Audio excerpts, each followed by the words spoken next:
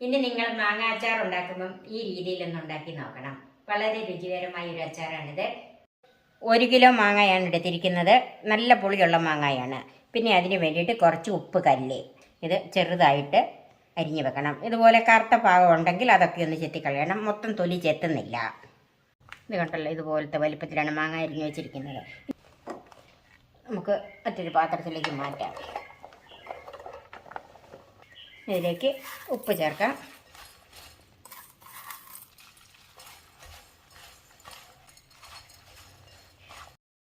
ഇപ്പോൾ ഉപ്പ് നന്നായിട്ട് തിരുമ്മി വെച്ചിട്ടുണ്ട്.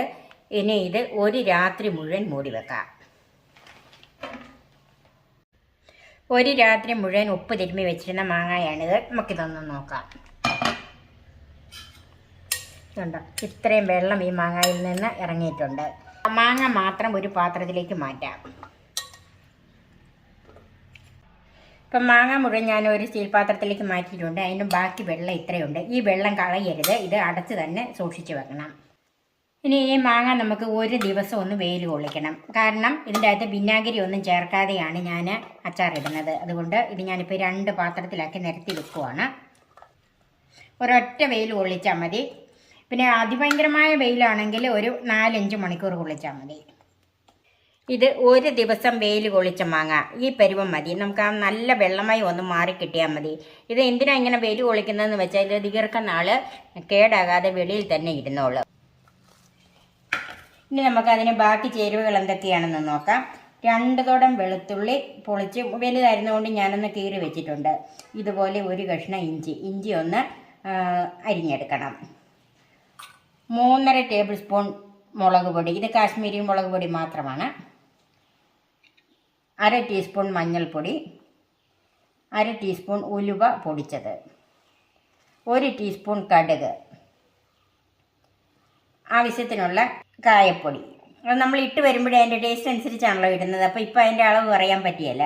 ഇത് മാങ്ങ തിരുമ്മി വെച്ചതിൽ നിന്ന് എടുത്ത് മാറ്റി വെച്ചിരുന്ന വെള്ളം, ആ ഉപ്പും മാങ്ങയുടെ ടേസ്റ്റ് എല്ലാം കൂടെ ഉള്ള വെള്ളം. ഇത് ഏതാണ്ട് ഒരു 1/2 കപ്പ് താഴെയുള്ളു. അത്രയും മതി നമുക്ക്. നല്ലെണ്ണ ഒഴിക്കുമ്പോൾ അതിൻ്റെ അളവ് പറയാം. കറിവേപ്പില. ഉപ്പ് മാങ്ങയിൽ തിരുമ്മി വെച്ചത് കൊണ്ട് ഞാനിപ്പോൾ എടുത്ത് വെച്ചിട്ടില്ല. ഇനി ഇതെല്ലാം ചേർത്ത് കഴിഞ്ഞിട്ട് നമുക്ക് ആവശ്യമുണ്ടെങ്കിൽ മാത്രം ഉപ്പ് ചേർത്താൽ മതി.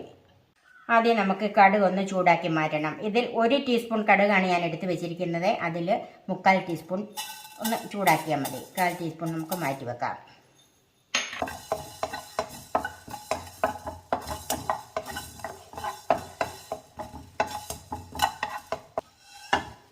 ഒന്ന് ചൂടായിട്ടുണ്ട്. ഇത് ഞാൻ മാറ്റുവാണ്.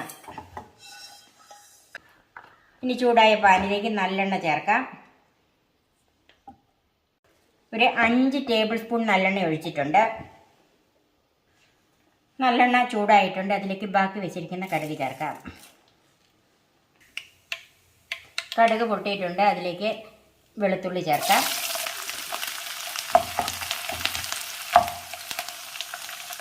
അതിൻ്റെ കൂടെ തന്നെ ഇഞ്ചി അരിഞ്ഞതും ചേർക്കാം.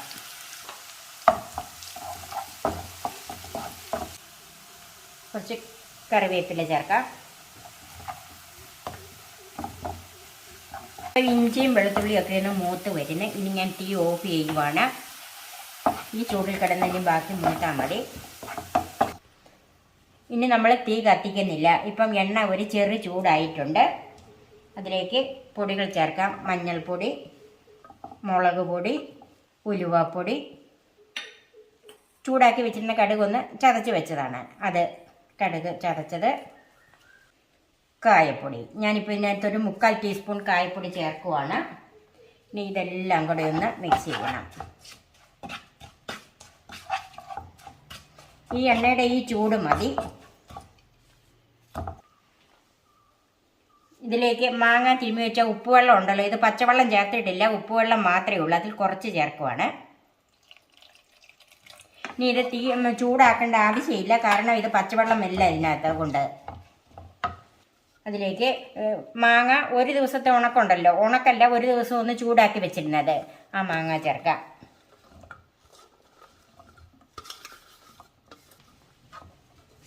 നന്നായിട്ട് മിക്സ് ചെയ്യാം. ഇത് വിനാഗിരി ചേർക്കാത്തത് കൊണ്ട് ദീർഘനാൾ കേടാകാതെ ഇരുന്നുള്ളൂ. ഇതിലെ കായത്തിൻ്റെ ടേസ്റ്റും ഉപ്പും എല്ലാം ഒന്ന് നോക്കണം.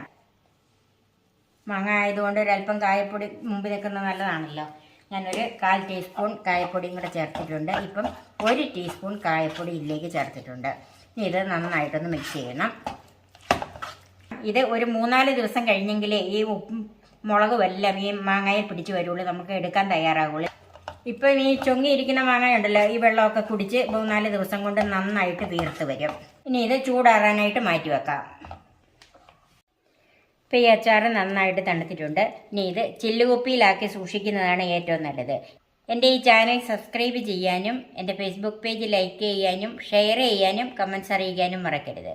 ഈ വീഡിയോകൾ നിങ്ങളുടെ വാട്സാപ്പിൽ കിട്ടാൻ എൻ്റെ വാട്സാപ്പ് ചാനൽ ഫോളോ ചെയ്യണം.